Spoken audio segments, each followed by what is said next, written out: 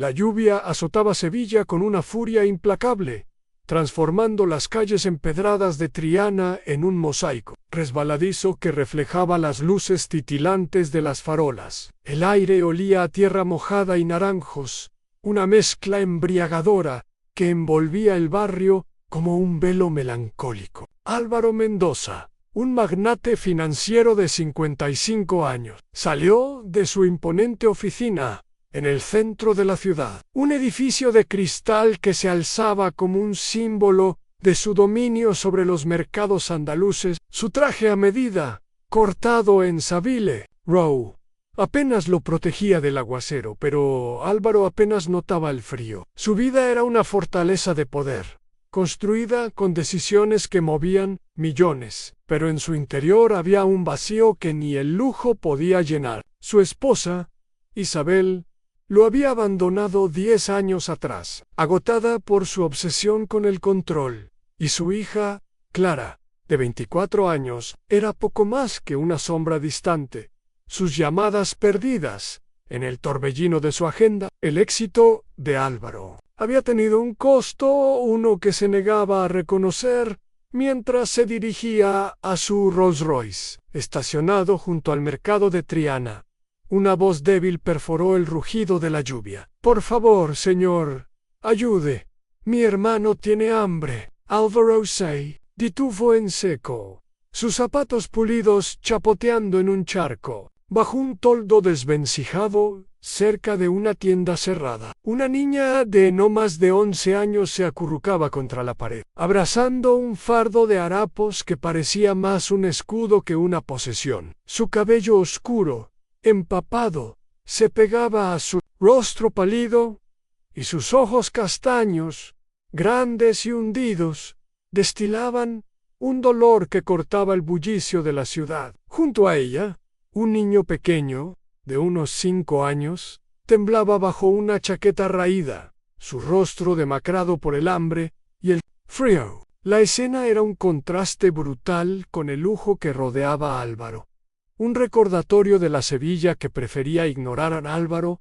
Frunció el ceño. Acostumbrado a pasar de largo ante las súplicas de los mendigos sevillanos, había aprendido a blindarse contra sus historias, a verlas como un ruido de fondo en la sinfonía de su vida. Pero algo en la mirada de la niña lo atrapó, un eco de un sufrimiento que resonaba con su propia soledad enterrada. «¿Cómo te llamas?», preguntó, suavizando su tono a pesar de sí mismo, sorprendido por la calidez que se filtraba en su voz. «San Carmen», susurró ella, sus labios temblando bajo la lluvia. «Este es Diego.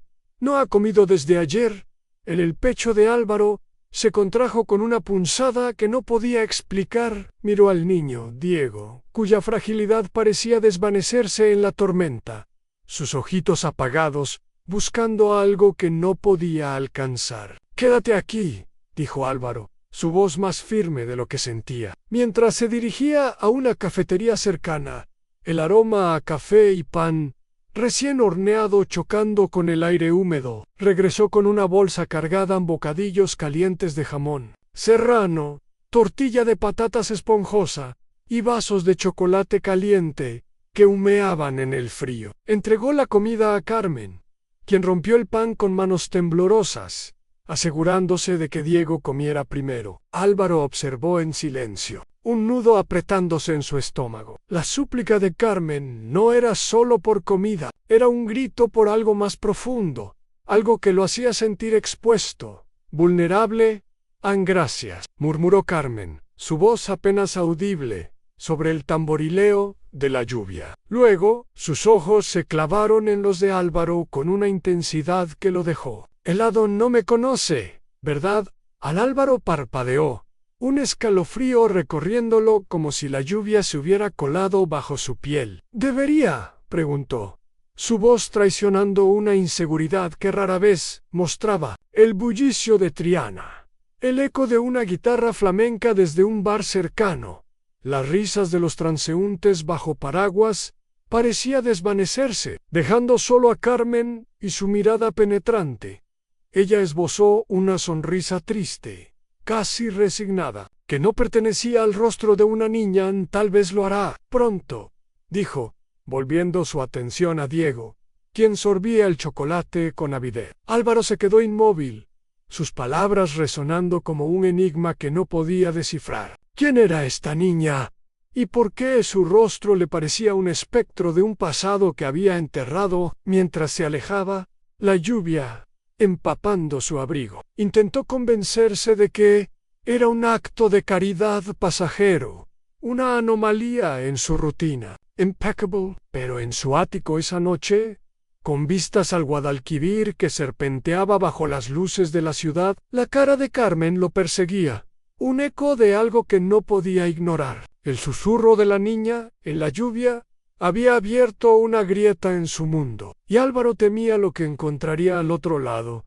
A la mañana siguiente amaneció con un cielo encapotado, la lluvia convertida en una llovizna persistente que cubría Sevilla con un velo gris. Álvaro despertó con el eco de las palabras de Carmen en su mente. Tal vez lo hará. Tan pronto no había dormido. Su sueño fragmentado por imágenes de la niña y su hermano, sus rostros demacrados grabados en su retina, su oficina, un santuario de madera pulida y vistas al alcázar, se sentía opresiva mientras contemplaba la ciudad desde el ventanal. Mendoza Inversiones era su reino, un imperio que había construido con mano de hierro, pero la mirada de Carmen había perforado esa armadura, desenterrando una inquietud que no podía nombrar. ¿Por qué parecía conocida? ¿Por qué su dolor se sentía como un reflejo de su propia alma, fracturada? En el zumbido de su teléfono, lo sacó de sus pensamientos un mensaje de Clara: necesito hablar, es urgente. Álvaro sintió un nudo en el estómago. Las conversaciones con su hija eran escasas, a menudo cargadas de reproches por los años de ausencia emocional. La llamó, preparándose para otra discusión que dejaría cicatrices. «Papá», dijo Clara, su voz tensa, «encontré algo entre las cosas de Maman Cartas Ann. Mencionan a una mujer llamada Rosa Ann. ¿Quién es?» Álvaro se quedó sin aliento, el nombre golpeándolo como un relámpago. Ann Rosa, una sombra de su juventud, un amor fugaz que había ardido intensamente antes de que conociera a Isabel. Su aventura había sido breve, apasionada, pero Álvaro la había terminado abruptamente, persiguiendo su carrera sin mirar atrás. Rosa se había desvanecido de su vida, y él había enterrado su memoria bajo capas de éxito y ambición. «Namba, lo sé», mintió, su voz temblando con una fragilidad que lo sorprendió. «Envíame las cartas». Ann colgó, un temblor de temor recorriéndolo. ¿Podría Carmen estar conectada con Rosa? A la idea era absurda, pero no podía ignorarla. El eco de la voz de Carmen, su mirada acusadora, lo perseguía como un espectro, impulsado por una urgencia que no podía explicar. Álvaro regresó a las calles de Triana, su Rolls Royce deslizándose entre los callejones estrechos. El mercado bullía con vendedores que ofrecían pescado fresco y aceitunas, el aroma a especia, mezclándose con la humedad del río. Encontró a Carmen y Diego en el mismo callejón, acurrucados, bajo una lona improvisada. Sus rostros, aunque pálidos, mostraban una chispa de resistencia que lo conmovió. Ann trajo mantas gruesas, una cazuela de sopa de puchero aún caliente, y un termo de té con aroma a hierbas que evocaba los patios sevillanos. Carmen aceptó la comida con cautela, asegurándose de que Diego comiera primero. «¿No pueden quedarse aquí?», dijo Álvaro, arrodillándose junto a ella, su voz cargada de una determinación nueva. «Los llevaré a un lugar seguro». Carmen frunció el ceño, sus ojos destellando con desafío. «No necesitamos lástima, señora». Álvaro negó con la cabeza, su mirada fija en la de ella. «No es lástima, Carmen. Es lo correcto». Ella vaciló, mirando a Diego, quien sorbía la sopa con avidez. Finalmente, asintió, aferrando la mano de su hermano, mientras seguían a Álvaro a un hotel boutique en el corazón de Triana. El vestíbulo, con sus azulejos sevillanos pintados a mano y lámparas de hierro forjado, los abrumó. Carmen, con cautela, sus pasos silenciosos sobre las alfombras, mientras Diego se maravillaba con la cama mullida de la suite que Álvaro reservó. Álvaro observó desde la puerta un nudo en el pecho. No nos olvide, había dicho Carmen en el callejón. No lo haría. No otra vez en esa noche. Las cartas de Clara llegaron, amarillentas y frágiles, enviadas desde el piso de Isabel en Madrid. Álvaro las abrió con manos temblorosas, el papel crujiendo como un eco del pasado. Una, fechada hace 20 años. Decían: Álvaro, nunca la conocerás, pero es tuya. Ann Rosa. Su sangre se heló. La posibilidad de que Carmen fuera su hija lo golpeó como una marea, deshaciendo su mundo cuidadosamente construido. Recordó a Rosa, su risa en un bar de flamenco en Triana, sus sueños de una vida sencilla que Álvaro había desdeñado. Había abandonado a una hija sin saberlo. La culpa lo envolvió, mezclada con un temor visceral. Paseó por el balcón de su ático, el Guadalquivir brillando bajo la luna, y supo que no podía ignorar a Carmen. Su susurro en la lluvia había despertado un pasado que ahora exigía ser enfrentado. En la niebla sevillana envolvía la ciudad como un sudario, sus arcillos deslizándose por las calles de Triana y empañando las ventanas del ático de Álvaro. La carta de Rosa es tuya, lo perseguía sin descanso, un eco que resonaba en cada rincón de su mente. Carmen,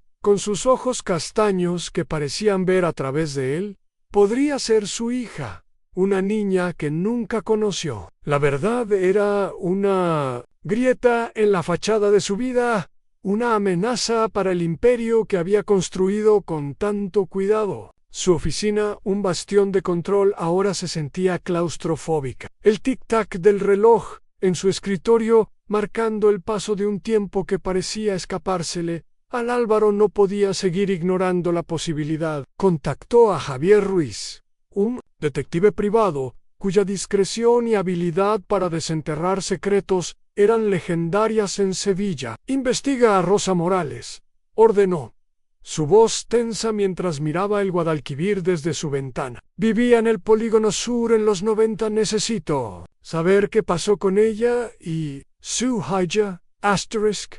Javier, un hombre de rostro curtido y ojos astutos, asintió sin hacer preguntas. 2 días después, entregó un dossier delgado pero pesado, como si contuviera el peso de una vida entera. Álvaro lo abrió en la soledad de su oficina.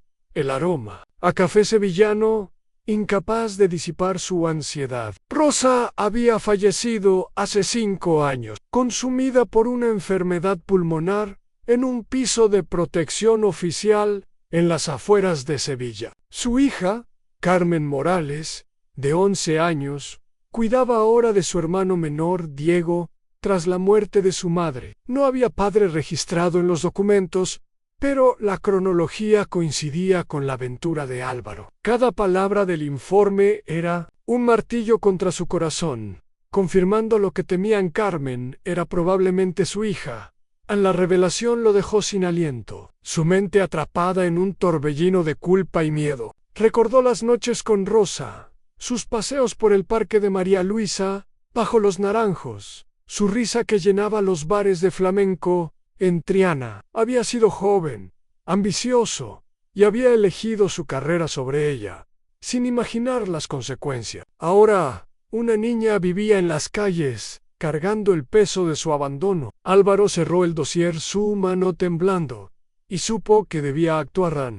Regresó al callejón en Triana, el mercado bullendo con vendedores que ofrecían pescado fresco y especias, el eco de una guitarra flamenca flotando desde un bar cercano. Carmen y Diego estaban allí, sus rostros demacrados pero desafiantes bajo la llovizna. Álvaro trajo mantas gruesas, una olla de sopa de puchero aún caliente, y un termo de té con aroma a romero que evocaba los patios sevillanos. «Vienen conmigo», dijo con firmeza, arrodillándose junto a Carmen, su voz cargada de una urgencia que no podía ocultar. «No es una discusión, Carmen». Entrecerró los ojos, su mirada destellando con desconfianza. No necesitamos que nos salven. Señor Álvaro negó con la cabeza, su corazón latiendo con fuerza. No es salvarte, Carmen, es darte lo que mereces, Anella. Vaciló, mirando a Diego, quien sorbía la sopa con avidez. Finalmente, asintió, aferrando la mano de su hermano, mientras seguían a Álvaro a un hotel boutique en el corazón de Triana. El vestíbulo, con sus azulejos pintados a mano y lámparas de hierro forjado, los abrumó. Carmen exploró con cautela sus pasos silenciosos sobre las alfombras, mientras Diego se maravillaba con la cama mullida de la suite que Álvaro reservó. Álvaro observó desde la puerta, un nudo en el pecho. No se olvide, había dicho Carmen. No lo haría. No otra vez anoche. Álvaro confrontó a Clara por videollamada, mostrándole las cartas de Rosa. Carmen podría ser tu hermana, admitió, su voz cruda por la emoción. Clara palideció, la ira destellando en sus ojos. En otra familia. Todo este tiempo, papá no lo sabía, dijo Álvaro suplicando. Estoy intentando corregirlo.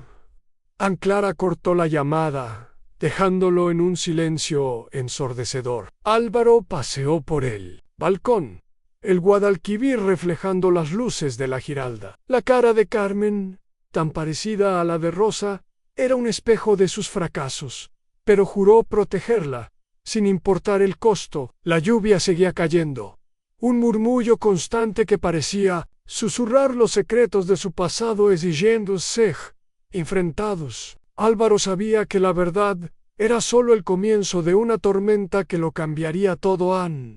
La llovizna sevillana se convirtió en un aguacero, las calles de Triana brillando bajo la luz de las farolas. Álvaro vivía en un torbellino, los días desdibujándose mientras instalaba a Carmen y Diego en el Hotel Boutique. Su presencia era un recordatorio constante de su pasado, una herida abierta que no podía ignorar. Carmen seguía reservada, su confianza un premio difícil de ganar, pero las sonrisas tímidas de Diego, sus ojitos brillando al descubrir un juguete nuevo, suavizaban los bordes afilados del corazón de Álvaro. Contrató tutores para enseñarles a leer y escribir, compró ropa abrigada que olía a nuevo y organizó revisiones médicas, observando con alivio cómo el color volvía a sus mejillas. Pero las palabras de Carmen, no me conoce, ¿verdad?, lo perseguían como un eco implacable. ¿Sabía ella que él era su padre? Le había dicho Rosa la verdad. Antes de morir, a la investigación de Javier Ruiz se profundizó, desenterrando una verdad más oscura que golpeó a Álvaro como un rayo. Rosa había trabajado para Mendoza Inversiones en los 90, una empleada administrativa en su oficina de Sevilla. Un barrio obrero lejos del glamour de Triana. Tras su aventura con Álvaro, el padre de don Rafael Mendoza, había intervenido, temeroso de un escándalo que pudiera manchar el nombre de la familia. Rafael había pagado a Rosa para que desapareciera cientos de miles de euros, entregados en efectivo en un bar discreto cerca del Guadalquivir. Pero el dinero no provenía de las arcas legítimas de la empresa. Estaba vinculado a una red de corrupción que los Mendoza habían tejido durante décadas. La firma de Rafael en los documentos de pago era una prueba condenatoria, un lazo que conectaba el imperio Mendoza con actividades ilícitas que Álvaro nunca había sospechado. La revelación lo dejó tambaleándose. Mendoza Inversiones, el orgullo de su familia, estaba construido sobre arenas movedizas. Álvaro enfrentó a su padre en la finca familiar en Dos Hermanas, una mansión rodeada de olivos que exudaba riqueza y poder. Rafael, ahora frágil, pero con ojos aún afilados, estaba sentado en un sillón de cuero en su despacho, rodeado de retratos de antepasados Mendoza. Álvaro arrojó los documentos sobre el escritorio, su voz temblando de furia. Pagaste a una mujer que llevaba a mi hija. La dejaste morir en la pobreza, mientras nosotros vivíamos en Palacio San Rafael. Alzó una ceja, su expresión imperturbable. Era negocio, Álvaro. No se construye un imperio sin ensuciarse las manos. Ensuciarse, espetó Álvaro, su voz resonando en el despacho. Abandonaste a mi hija. ¿Qué clase de hombre eres, Rafael? Se inclinó hacia adelante, sus ojos destellando. Con desdén eras joven, imprudente. Te protegí de un escándalo que habría destruido tu futuro. Esa mujer no significaba nada. Álvaro apretó los puños, conteniendo el impulso de gritar. No significaba nada. Era la madre de mi hija.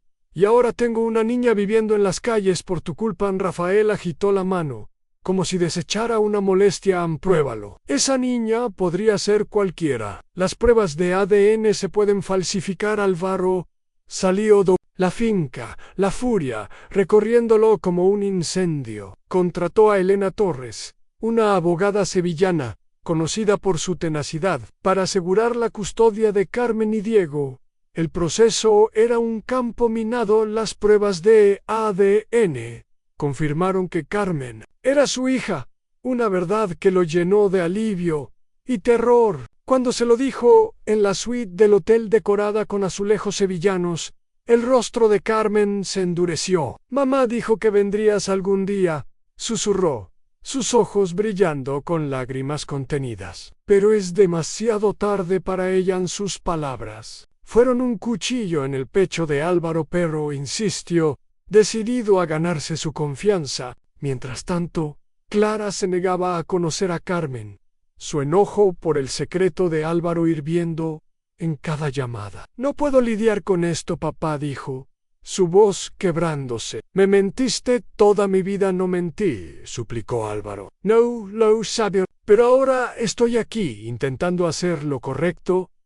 Clara colgó, dejándolo en un silencio que resonaba con su fracaso. Álvaro paseó por el patio de los naranjos, el aroma de los cítricos envolviéndolo, recordándole las tardes de su infancia. En la feria de abril, cuando su madre lo llevaba a montar en los carruseles, ahora con Carmen y Diego en su vida, sentía una chispa de redención, pero también un temor creciente. Javier descubrió los negocios corruptos de Rafael seguían activos, dirigidos por el tío de Álvaro, Vicente Mendoza, un hombre cuya ambición no conocía límites. La revelación amenazaba con desmantelar no solo el legado Mendoza, sino también la frágil familia que Álvaro estaba intentando construir. No, el invierno sevillano apretó su garra. La ciudad, envuelta en una escarcha que cubría los tejados de Triana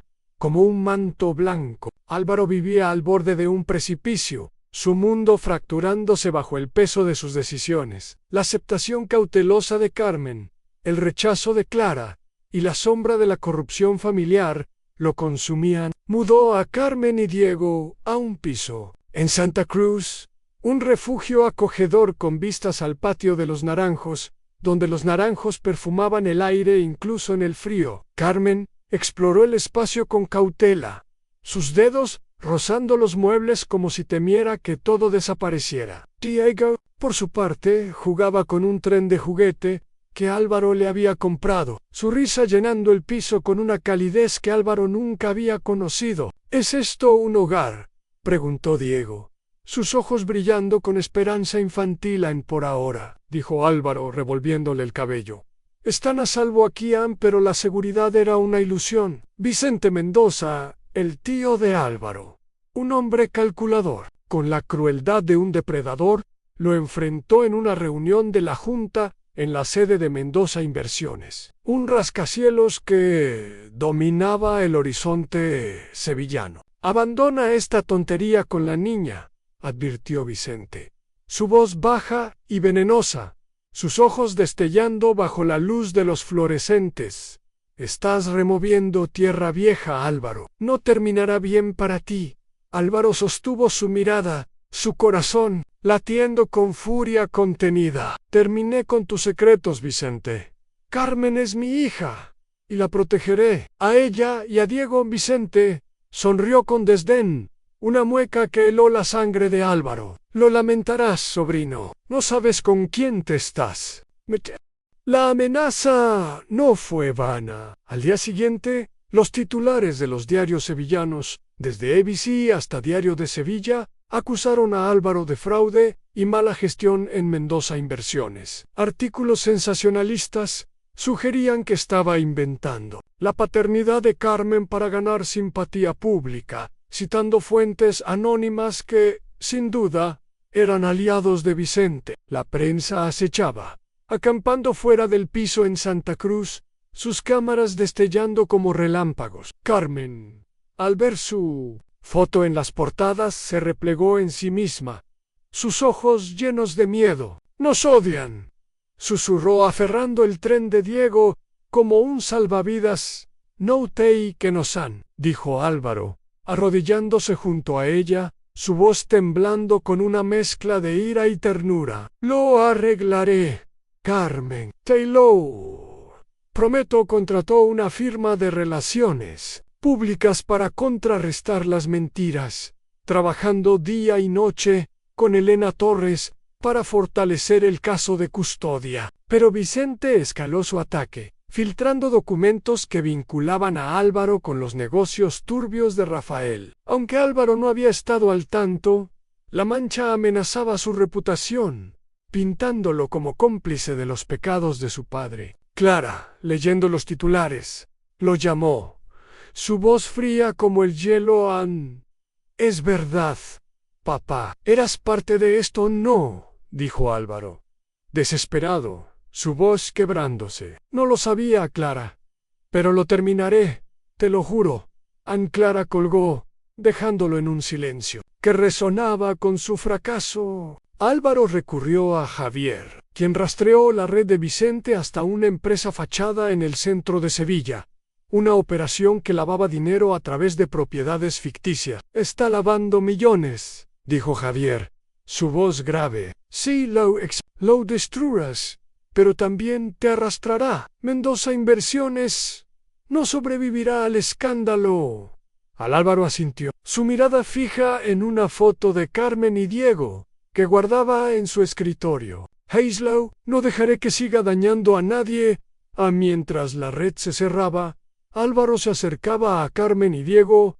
Una tarde, en el piso de Santa Cruz, Carmen dibujó un parque sevillano, su lápiz trazando los naranjos del Parque de María. «Luisa, mamá nos llevó allí una vez», dijo suavemente, su voz cargada de nostalgia. «Dijo que era un lugar mágico, donde los deseos se cumplían». «Podemos ir, Lo haremos», prometió Álvaro, su corazón dolido por la pérdida que ella cargaba. Estaba luchando no solo por justicia, sino por una familia que nunca supo que necesitaba. Esa noche, en un bar de tapas en Triana, los vecinos dejaron flores y velas en la entrada del piso, un gesto de apoyo que llenó el aire con el aroma de cera y jamón serrano. La comunidad sevillana, con su espíritu cálido, se unió a Álvaro, dándole fuerzas para enfrentar la tormenta que se avecinaba. La primavera despertó en Sevilla, los naranjos floreciendo en un estallido de blanco que perfumaba las calles de Triana. Pero la batalla de Álvaro seguía rugiendo,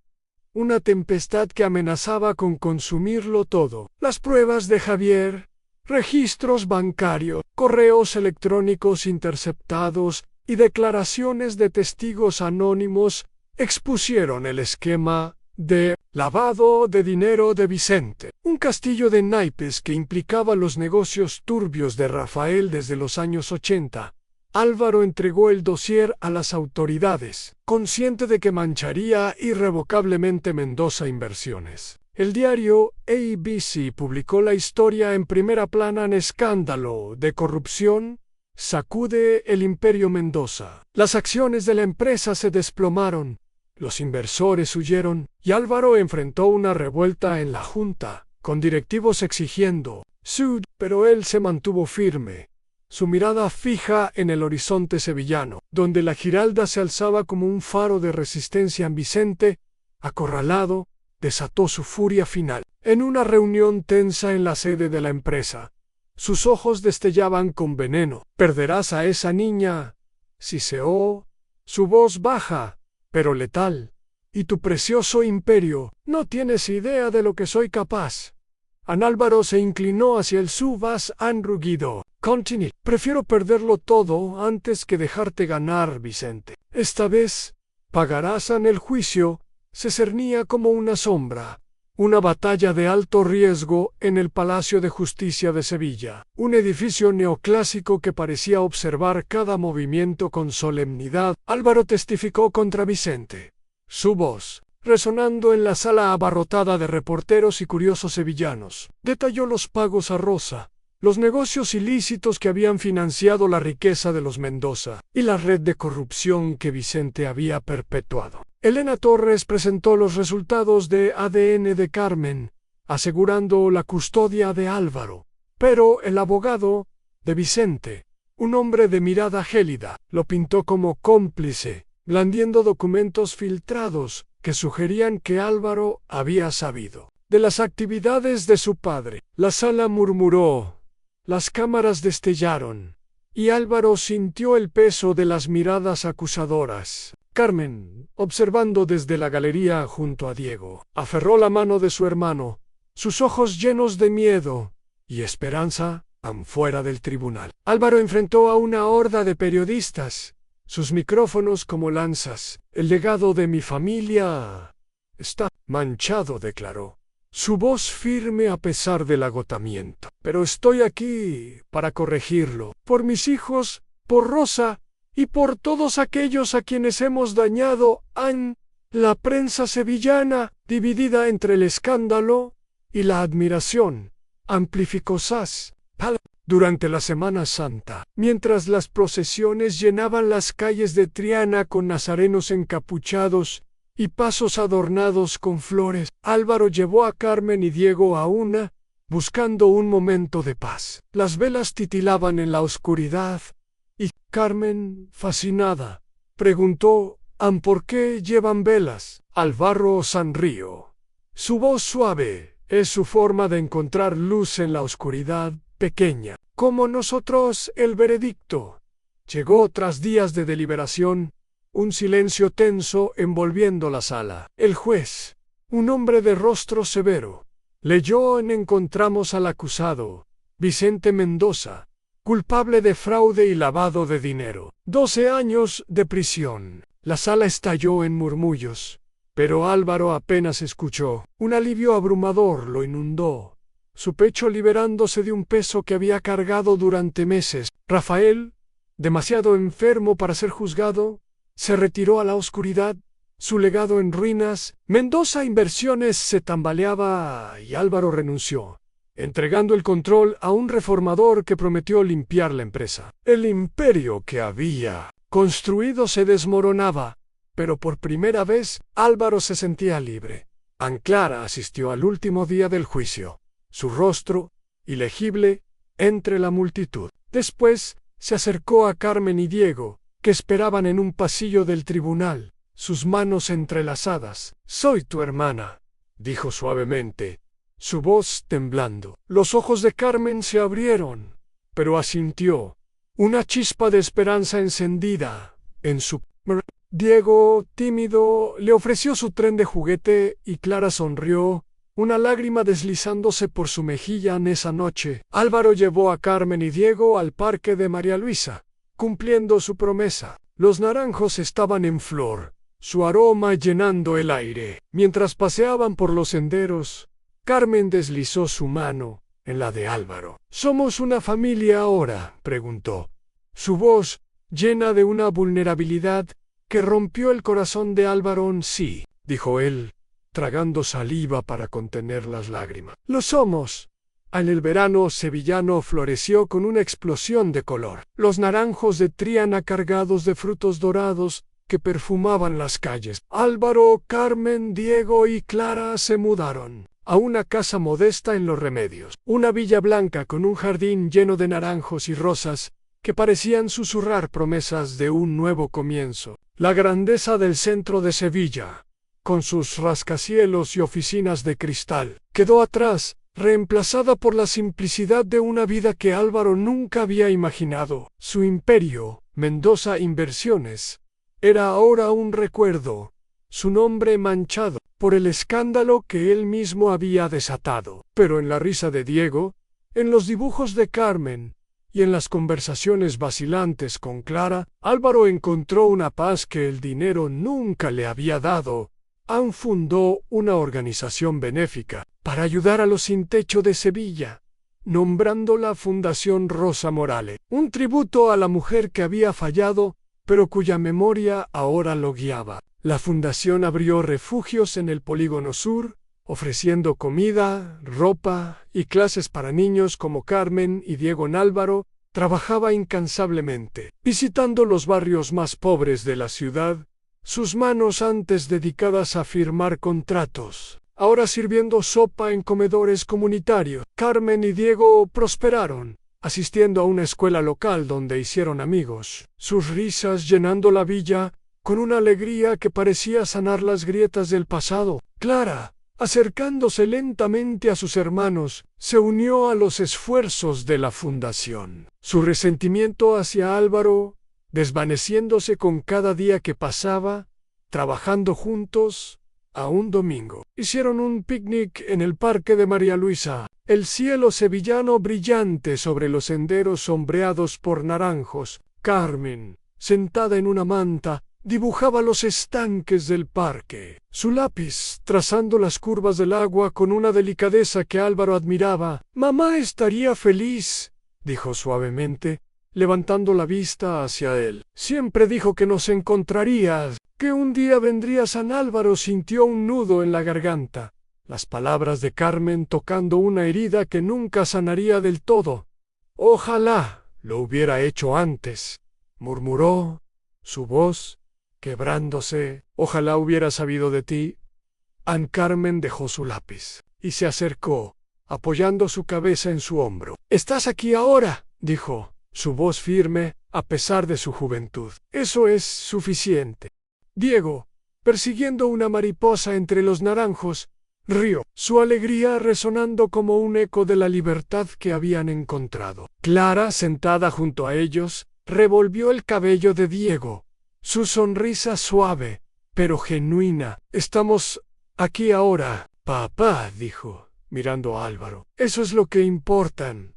Álvaro asintió, sus ojos humedeciéndose mientras miraba a su familia. La culpa porrosa por los años perdidos nunca desaparecería del todo, pero en la calidez de ese momento encontró un propósito. Había destrozado el imperio de su padre, exponiendo sus pecados al mundo, pero de sus ruinas había construido algo verdadero, un hogar. Durante la feria de abril, llevó a Carmen, Diego y Clara a la caseta familiar, un lugar que no había visitado desde su infancia. Las sevillanas resonaban en el aire, las mujeres bailaban con vestidos de volantes, y Diego, fascinado, pidió un barquillo de helado. Carmen, con un vestido azul que Clara le había comprado, giraba al ritmo de la música, su risa mezclándose con el bullicio de la feria. Álvaro los observó, su corazón lleno de una gratitud que apenas podía expresar,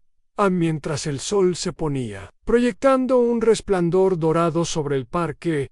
Álvaro sintió un peso levantarse de sus hombros. Su nombre, antes un símbolo de poder, ahora era un recordatorio de redención. El susurro de Carmen en la lluvia había destrozado su mundo, pero de sus escombros había surgido algo más fuerte, algo puro. Las sombras del pasado persistían, pero en la luz del amor de su familia se desvanecían, dejando solo esperanza. Álvaro tomó la mano de Carmen, su pequeña palma cálida contra la suya, y supo que, sin importar lo que viniera, nunca volvería a correr. Había encontrado su hogar, y lo defendería con todo lo que tenía.